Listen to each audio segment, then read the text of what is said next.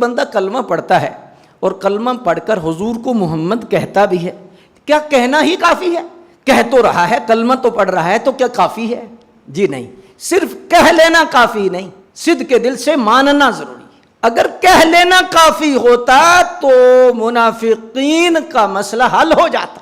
منافقین کلمہ بھی پڑھتے تھے اور حضور کو محمد کہتے بھی تھے، لیکن حضور کو محمد مانتے نہیں تھے۔ محمد ماننے کی کیا شرط ہے؟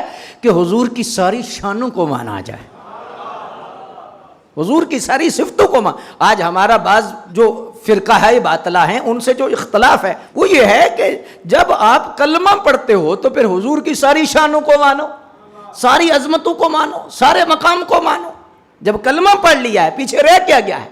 صرف کلمہ پڑھنا تو منافقین بھی کرتے تھے، نماز بھی پڑھتے تھے، حج بھی کرتے تھے، زکوٰۃ بھی دیتے تھے، بلکہ حضور کے پیچھے نماز پڑھتے تھے۔ تو انہیں کیوں مسجد نبوی سے نکالا گیا؟ کیوں انہوں نے اپنا علیحدہ مرکز بنایا؟ کیوں انہوں نے یہ کیا؟ وجہ کیا تھی؟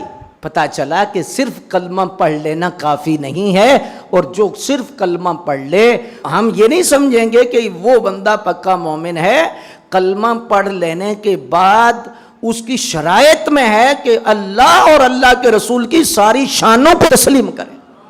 ایک بندہ حضور علیہ الصلوۃ والسلام کا کلمہ پڑھتا ہے اور حضور کو محمد کہتا ہے، لیکن حضور پاک صلی اللہ علیہ وسلم میں کوئی عیب نکالتا ہے۔ عیب نکالنا کیا ہوتا ہے؟ مثال کے طور پر ایک بندہ کہے جی ہے بڑا اچھا لیکن علم نہیں ہے بندہ اچھا لیکن اختیار نہیں ہے بندہ اچھا ہے لیکن وہ شفاعت نہیں کر سکتا، یا کوئی بھی کسی طریقے سے بھی کمی شان میں واقعہ کرنا۔